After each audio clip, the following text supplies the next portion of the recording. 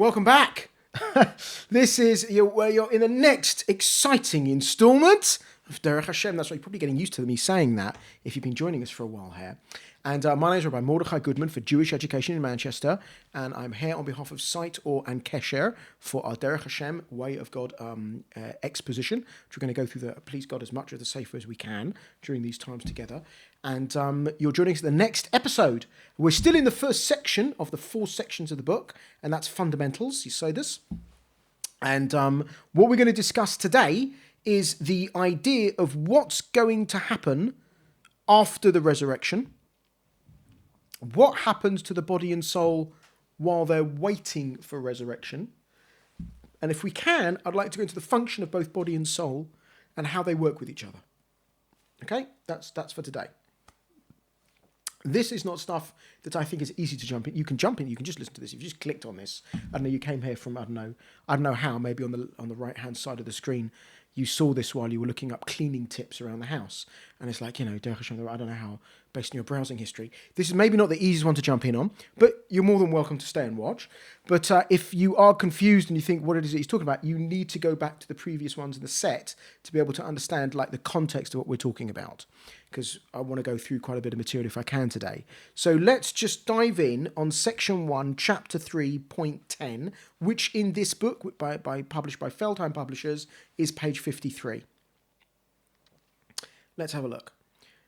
The true time and place of reward. Now, let's just get this straight. What's reward? Reward is defined as closeness to God. Why must that be? Any other thing that he would give you would be deficient some way or other. If he gave you a beautiful luxury island with a luxury yacht and a helicopter and jets, those jet skis, those kind of things that you can have play on the ocean with and stuff like that. Wonderful, wonderful. Oh, you have the best couple of weeks of your life. Be amazing. To need to refuel everything, get insurance for everything, careen the yacht, organise your sewerage system for your private island, find staff to look after the place. There's weeds growing everywhere. There's mosquitoes. There's always going to be some problem that's really going to down your day. You know what I'm saying? God himself has no intrinsic imperfection at all. He has no imperfection at all. Okay, I believe Sufism says that there is an imperfection he has, but he can't tell anyone else about it. That's not our God. It doesn't work like that. Okay, he's utterly, utterly free of any deficiency whatsoever. The ultimate thing he can give you is him, which means that's what he's got to give, because he does things ultimately. He's perfect. So he's not going to shortchange you. Say, look, I gave you the yacht, but I've got news for you. Look after it. It's not my problem. I got you the yacht. When you sit on the sofa so much, the seams start to pop open. I don't get a seamstress. No, that's already evil within the system. The fact that things will break down, right?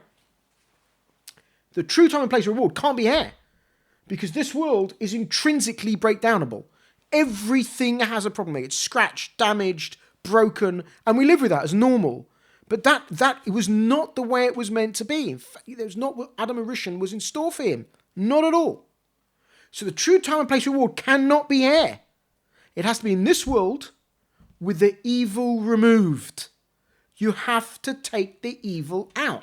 That's key, which means body, soul, and the world at large has to have these distancing vectors, these things which are interpositions, removed both genetically, spiritually, environmentally removed, in order to make an arena where God can give off his goodness to another. He can't do that here. That's why the reward for a mitzvah cannot be given in this world. The world is in and of itself not fitting for that. That's why there's no reward for mitzvahs here. You don't want that. If you do get rewarded for a mitzvah here, you are getting shortchanged, because whatever currency he gives you ain't good enough. So the true time and place of reward will therefore be after the resurrection in the renewed world. To find out what the resurrection is, tune in last time, and we talked all about that. Man will then enjoy his reward with both body and soul. We're the only people that say this.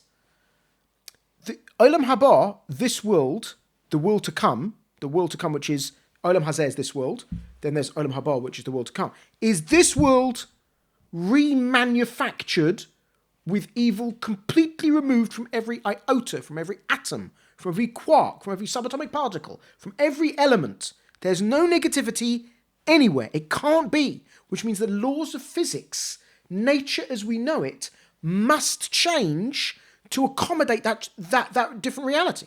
There has to be a new world order. There you go. It's a Jew saying there's a new world, and that could go viral, couldn't it? I don't mean that in a bad way, like everyone's going to start going, there's no conspiracy theory here. There has to be a change in the actual environment we're in for this to work. Otherwise, the thing does not work. Theologically, philosophically. This is the point of what the Torah is teaching us. Why does it got to be body and soul? We said last time, everything good or bad you did body and soul together. It makes sense that the reward or lack thereof is to body and soul as well. It's got to be the way you did it.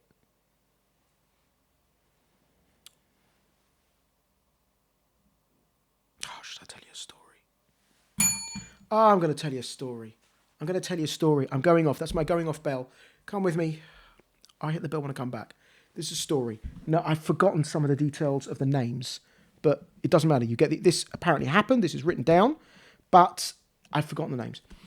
The Rebbetzin Kramer, who was the wife of the Gra, used to go collecting with another famous Rebbetzin, Erev Shabbos, to get charity for the poor so they could have what to have for Shabbos. And especially in the winter in Vilna, it's cold and they're traipsing through the snow. It's a very difficult thing to do. And they used to go knocking on doors, asking ladies for a bit of alms. Then they would disperse that all on Erev, like they aren't busy Erev Shabbos themselves. You know what I mean? There's a lot to do. They would still do this on Erev Shabbos to give themselves chizuk, to bolster themselves up and give themselves a bit of a encouragement that what they're doing is a good thing. They made a pact, and the pact was whoever dies first comes to the other in a dream to tell the other one how important this is seen from heaven's eyes. Yeah, okay, they may touch a deal together. Whether that is going to get honoured, that's what they made. Okay. The other one, not Rebbetzin Kramer, not Eliyahu Kramer's, not the Vilna Gaon's wife, died first. And she came to Rebbetzin Kramer in a dream as she had pacted, as she had made the promise. So she came to him in a dream and says, do you remember that we made a deal that whichever one of us dies first, comes back to the other one, tells the other one what it is, that, how important it is that what we're doing, going around on Erev Shabbos on Friday, looking for charity for the other. Yes. She says, I remember in the dream. She says, I remember that's what we said. Okay. Do you remember that once we knocked on a very rich lady's door and she wasn't there? So Rebbe said, I have no, I don't know, it was years, I don't know, we've been doing this for years. I have no idea. I don't know exactly who you're talking about. Goes, let me help you, said a friend. We knocked on her door. She wasn't in. And then we were walking through the markets, the high street, and I said, look, there's such and such. Let's go over to her and ask her for some tzedakah because we missed her from her house. Let's go over to her and we'll get some alms and she'll give us something. And we ran over the road and we saw her and she opened her purse and she gave us some money. Do you remember that? He goes, yes, Robert. She goes, yeah, I remember that. Yeah, I know what you're referring to. He goes, heaven has said I'm not allowed to tell you just how important what it is we're doing is. I'm not allowed to, but there is one thing I can reveal. One thing I've been permitted to reveal. So I was going to say, what's that? He says, do you remember when I stood next to you, I pointed at that lady and I said, look, there's such and such. Let's go over the road and let's go ask her for something. The reward I'm going to get because I moved my arm to point at that woman in order to be able to do the commandment of charity has elevated me above you in ways you simply cannot understand at the moment. I moved my body for a mitzvah, and you didn't. You stood there. You were passive. I was active. And what I'm going to get is far more than you. Parenthetically, when God visited Abraham after he circumcised himself, the 3 angels in the guise of Arabs turned up, and Abraham quickly got up to run to address them so that he could do hospitality to greet guests. And people think that means he left God waiting at his bedside, and he just said, hold on, and Rashi says, see, it's greater to do to entertain guests than it is to receive prophecy. That doesn't mean God was waiting there looking at his watch going, I don't know, it's a bit impolite, all right, whatever, he's being a good man, Not at all. Let's understand what this means. You being visited by someone when you're sick means you're passive. The one visiting you is active. When you do hospitality, you're active. And the people you're inviting in as guests are passive receivers of your largesse. What does it mean? It's greater to do Hachanas and receive prophecy. It's greater because you become an active partner. It's not as if he left God waiting at his bedside. God is far more intensely close to you when you're actively doing a mitzvah than passively being the recipient of some other good activity. When this woman raised her arm to say, look, there's such and such, that activity has boosted the reward, the closeness to God that she's going to get, because she's using her body in a mitzvah. That's why the body and soul have to be together, because you've got to give the body its just reward and the soul its just reward, and each one has its own components. Man must enjoy his reward. Man means man and woman, just humanity must enjoy this reward with both body and soul. The body will be purified by the soul and will therefore also be in a state to enjoy that good. What's this purifying by the soul? What does that mean? You've got to get to that. It's a very important point. What's going on with the purification of the body? Let's see if we can get to this. Important point. People cannot all be equal in this time of reward. No two people get exactly the same reward. Why? It isn't as if, you need to make 100 million quid and then you get a key to go to like some kind of massive stadium, which you can only get to if you've made that kind of money. Then you walk in and everyone's there that's made the money. Some have made more, some have made less, but they've all got the bait. No. Why can't that be? The reward that God has set aside for you, it's not so much what he's set aside for you, it's what you build for yourself. God's presence will be more understood by those that have crafted their psyches and bodies into a way that can receive that data. It's you that has to change, not him. The reward that he's going to give you is access to him. Whatever you've prepped for yourself to gain that access is whatever gets in. Now, no two people have done exactly the same things with their lives, with their bodies, with their minds, with their souls. Everyone's a bit different. They think differently. They feel differently. They do different things. Everyone's completely unique, which means every single person that's ever lived, we're talking trillions of people, all have completely unique experiences within this domain, because it's whatever their minds, body, soul, psyche complex can receive based upon what they did during their lifetimes. What they were able to achieve, overcome, strengthen, build themselves into. It's completely phenomenologically unique. It's totally unique for each individual. Completely. It's not God's like made a bespoke pack for you get hamper X, you get package Y, you get, envelope B. It doesn't want... God's just there. What can you gain of him? Whatever you've calibrated, aligned, worked on mentally, spiritually, physically, emotionally to be able to accept. And all mitzvahs have physical elements. So your body's got to be part of that. Which means you're going to need body and soul to have this experience at all. There's no way into this experience without a body. Because the body was a key component in developing you into the person that can do this. It's a very important point that I'm relaying here. That's why no two people can be exactly on the same level in Olam Haba. It's going to be a bespoke experience for you because whatever you made yourself into. As he says, people will attain different levels depending upon their work to attain perfection in this world of effort and striving. Effort and striving always means struggling and overcoming some element of evil. Okay? This will determine how much the soul can radiate, resonate, to purify and enlighten the body that it's in, so that both of them, body and soul, can gain excellence and elevation. You elevate your body when you use it for a positive thing. You relegate, delegate, sully the body when you utilize it for a negative thing. Who chooses what's positive and negative is God's domain alone. Only he is the arbiter of morality. Only he is the true ethicist. Only he can say what's ethically and morally correct. It's his choice.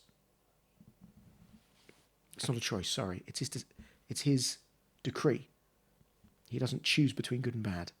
Right? God doesn't make any choices, as it were. What's he going to do? Choose between the good thing and the not quite as good thing? He does. He just manifests perfection. He is perfect.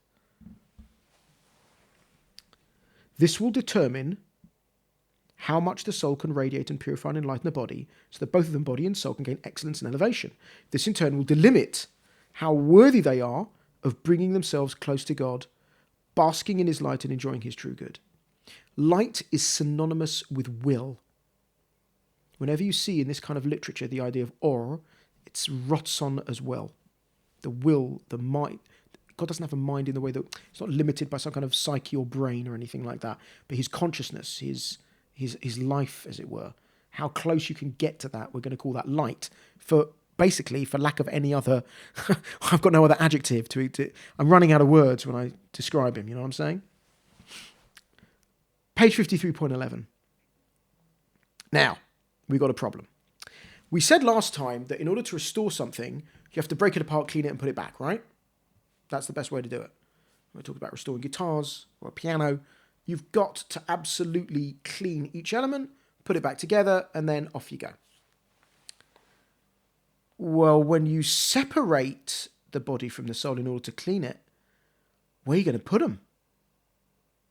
Because that's not permanent. That's only a temporary. The grave must be temporary. Wherever you're putting the soul must be temporary. Because the whole thing that's permanent is Olam Haba, which is this world, physical, brought back in an evil-free state for you to get this reward that we're talking about. So hold on. So what are we going to do with the soul if I'm separating the soul from the body? Since it's been decreed that man must die, body and soul must remain separated until the time comes for them to be reunited at Techias HaMesim, the resurrection of the dead. Now, during this period of separation, an appropriate place must exist for the two separate components, which, by the way, is b'di'evad, post facto.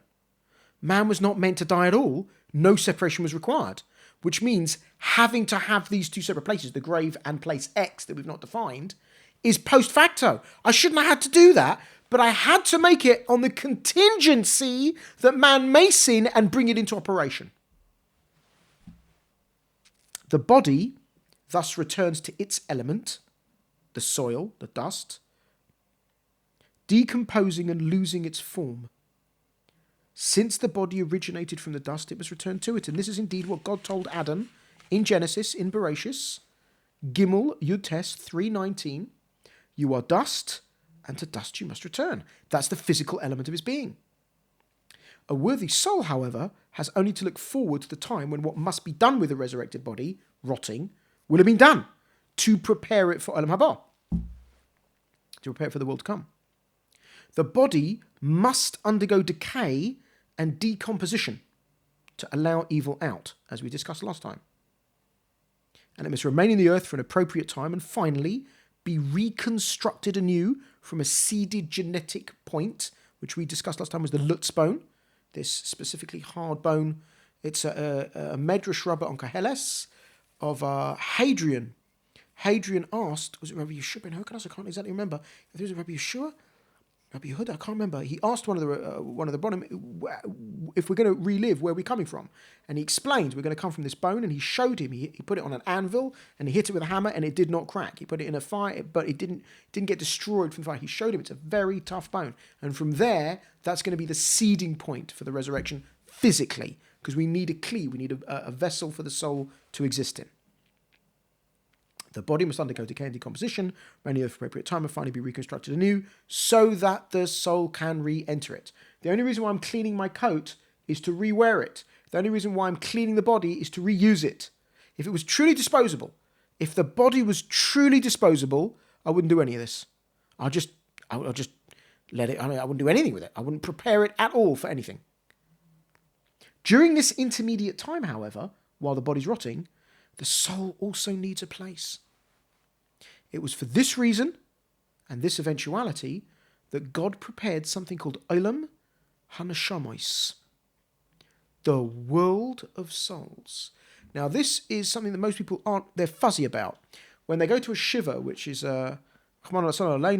it's a gathering for 7 days for mourners after the death of a relative, they often say, oh, they're in Olam Haba now and everything's better. They're not in Olam Haba. Olam Haba doesn't exist yet, okay? That's this world recreated.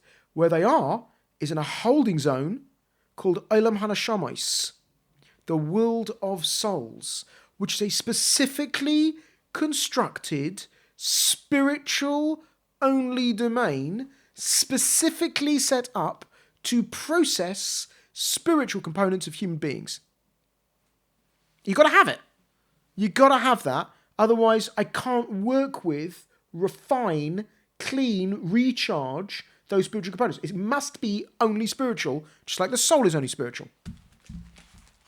A human soul is actually made up of 6 separate component parts, as we'll go through in this course, as the different parts have different functions when associated with the body and between each other. And they originate from different spiritual types. And literally like bone is the center of our bodies. That's a different type of material to muscle. And muscle is a different type of material to nerve. So too, each component of the soul is a different kind of spiritual material, which has a different function. Our souls are not bits of God. One is, God doesn't have bits. 2 is, it's multiplicity. A soul, this is one human soul, has components.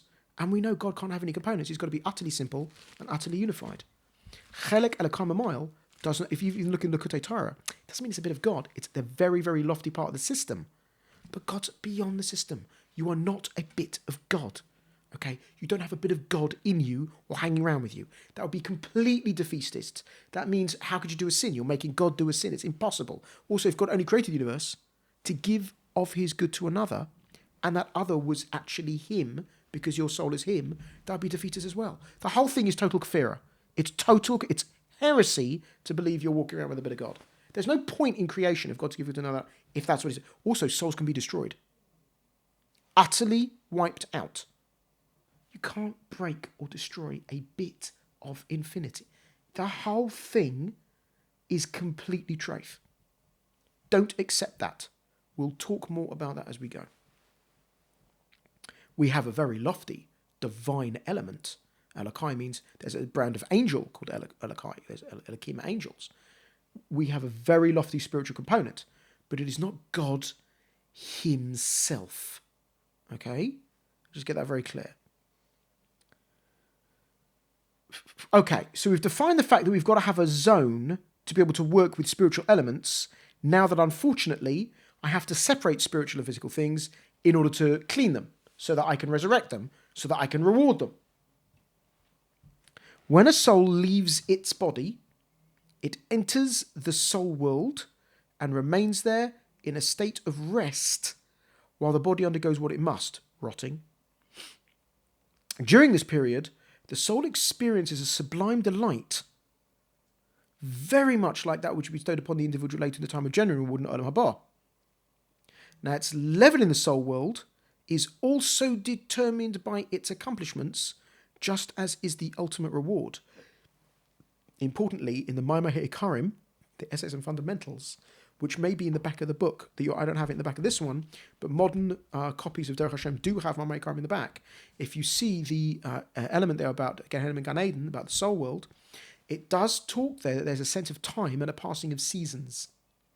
There's certain things spiritually which happen over time to keep the soul in touch with the concept of the passage of time. Why would you want that? The concept of time for us is we're on a pebble that's rotating vis-a-vis a home star. One rotation is 1 day, one cycle around the home star, 1 year. The distance between the Earth and the Sun designates seasons. Being close or far from the Sun organises summer and winter. The concept of the passage of time is therefore completely based utterly on horoscopy, astrology, astronomy. It's a completely earth-based, space-based concept. If you're spiritual and outside of the physical earth, why would you need the concept of the passage of time? Because there's no sun, there's no moon, there's no galaxy, there's no gravity, there's no weak and strong electromagnetic forces, there's no Planck's constant. You're outside of that domain. Why would I need the concept of the passage of time? Why would I have seasons, as it were, where I would see that there's an answer? This soul still needs to get back into a physical body, right? For all the reasons that we've discussed up until now. Wouldn't be a perfect reward without it. The soul will go mad, go insane, if it loses the concept of Zman, of time, because it's necessary for its existence in its body when it comes back to a physical world here, which is indeed orbiting a home star. So the idea is that the soul is nurtured in such a way that everything is being processed on the factory line because of the final product that you're making. The final product that we're making here is a complete human being, body and soul together in Olam Haba, having this experience. In order to be a complete human being, you have to understand the idea of the passage of time. I thought it's a form of insanity. If you don't understand time at all, you're bonkers. You won't be able to experience the world correctly. That's an important idea. True perfection, destined for those worthy of it, however, cannot be attained either by the body or soul alone. Why not? It would be an imperfect giving. If you gave charity and I rewarded your hand for dropping the coin in the box, that's great. What about my soul, which inspired my hand to do that, which puppeted my hand to do that? No, I'm not going to give that. It's only a physical thing. Well, it's incomplete. If you just reward the soul and go, well done for having a desire to do charity, well, of course the soul's going to do that. The only reason one wouldn't is could be bothered or the body doesn't want to, etc., etc. You've got to give both. The soul initiating the body's moves and the fact that the body actually carried it out. That's what elevates the body. The body becomes elevated by doing that which is precluded. It wouldn't do that anyway. It wouldn't just go around giving charity. Oh, well, it's just a human thing to do. No. And in fact, if you have a natural bent to give charity, you're less rewardable. For us, the reward is so based upon the effort put in. You're literally paid for the effort. It's the effort expended. That's why there's loads of different mitzvahs. Do this, do that, do that. Because different people put in different effort for different things, and it's not fair just to say, like, everyone do this. Some people just don't have a natural bent to do that. Well, then I've given them over 600 opportunities. They're going to find one that they like. So let everyone do, what they feel good about. You've got to do all the ones that are applicable to you, but you're going to have some that you're going to have a natural trigger. Fine, so go for that one. You'll be good at that, you know what I mean? But the ones that you have a tremendous draw to aren't going to be your big earners. The real big earners are the ones you really strove for, because that's where you get maximum outcome, maximum change, maximum development, maximum building up of yourself. Abraham's greatest test was the last one because it was the hardest. That's where really he earned full cash, as it were. Not all the others weren't great, but that's really pushed him to breaking point. It's got to be the complete human being consisting of both body and soul combined after the resurrection in Olam Haba, which is a fitting environment for them. That's absolutely key. Absolutely key. Let's go forward a little bit. I know we're coming up to time here. Let's look at point 12. Let's talk about the soul's elevation while apart from the body. Besides being a place for the soul to await the resurrection while the body's rotting, the soul world provides another benefit for the soul and ultimately for the resurrected body as well. Because of Adam's sin, it was decreed that man could attain perfection only post-death. It wasn't meant to be like that. That's b'di'evad, that's post facto. God did not want to do it like that. He wanted to grant his closeness immediately to this being called a human. By the way, Adam wasn't Jewish. Adam wasn't Gentile. The idea of Jew or Gentile didn't exist at that stage. He was human. God created a human being because he wanted to bestow his goods to that being. He wanted to commune with that being. So he could have done it immediately, as long as Adam is willing to be a party who chooses that. How do you choose that? You got to do something. Why has he got to choose? Otherwise, he won't feel justified. Remember? That's way back when. He won't feel justified. All right, so what? Doesn't feel justified. Okay. So he doesn't feel justified, so get it anyway. No, because it's not perfect. You feel better when you get a wage than when you get charitable dole out. Someone gives you £10 in the street for no reason. You don't feel as good as when you earned it. Gotta feel as if you've earned it, because that's the best way you can feel close. You feel as if your right to closeness to Hashem are earned.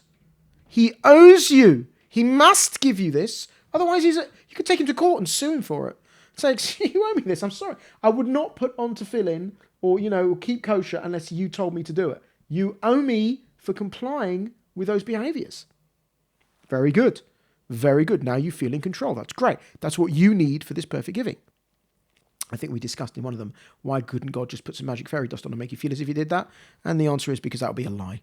And you can't get close to truth through lies. We did that before. I'll rewind on the other ones and you'll find that there. Okay. Now, because of Adam's sin, it was decreed that man could attain perfection only after death. Even though his deeds may have been such to have made him worthy of perfection while he's still alive, tough noogies, the decree has gone out. Genetics have changed. There's apoptotic genetics now. They're pre-programmed cell death.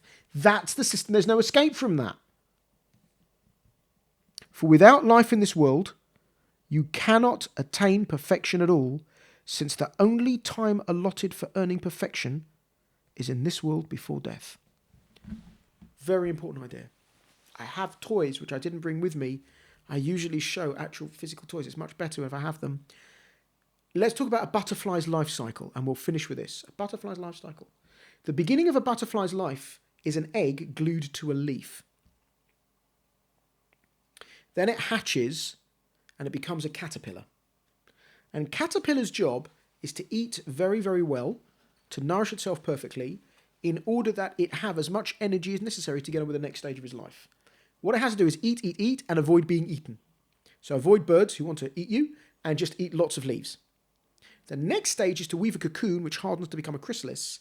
Then the actual body of the caterpillar melts into a soup and is reconstructed via metamorphosis in a way that science still does not understand at all. How does each cell know where to go? To be a completely different structured body, fully formed an adult as a butterfly, which has different mouth parts. It has a straw for a mouth, can't chew leaves. It's completely different. The truth is, all four of those creatures, the egg, the caterpillar, the chrysalis, and the butterfly, are all one creature that goes through different phases. This is happening. If you could make that up, like if that didn't exist, that would be the most sci-fi thing ever. But that happens in gardens all across the world. Now, we are like this caterpillar. Let's explain. As an egg, it's the soul before it's been associated with the body. Then when it is associated with the body, it's a caterpillar.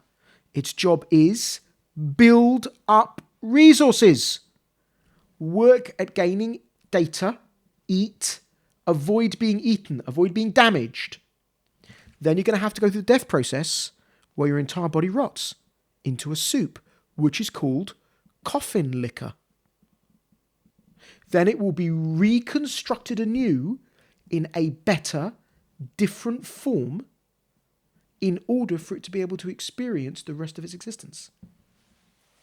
Now imagine you're a caterpillar on a leaf, munching, and lands next to you a butterfly of the very same species as you.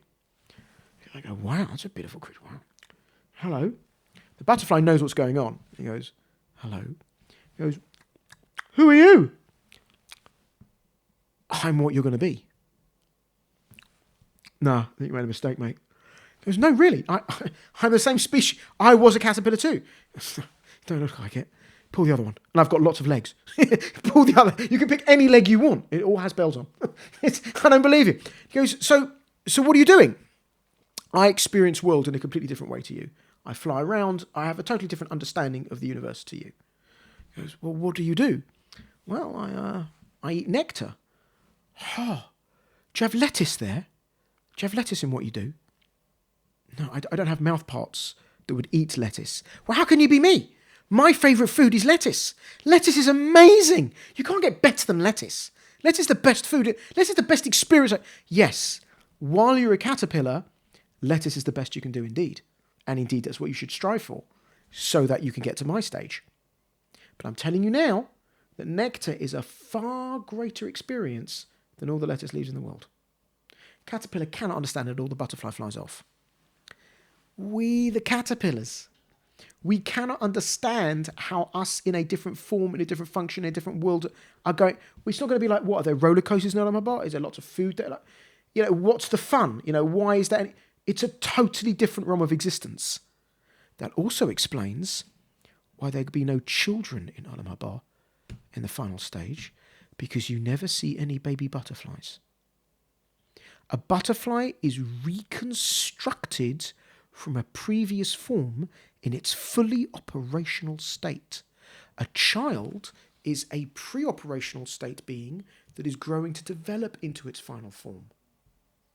That's a very important thing that we're going to discuss in the next couple of pages going on. Because I used that analogy, we've kind of run out of time a bit. But what we're going to do next time is talk about what exactly is going to happen in the soul world and what the job of the body is vis-a-vis the soul and what the job of the soul is vis-a-vis the body and how they work on each other. Don't forget, if I forget, you must write in, I've got to give you the analogy of driving, how a driver drives a vehicle. I've got to give you that analogy. So anyway, I look forward to seeing you next time. Thank you so much for taking out your time for this one. I know we've hit time here. Please God, you'll have a good, happy week. And I'll see you next time when we catch up for the next exciting installment, when we carry on for the rest of Section 1, Chapter 3.12. All the best.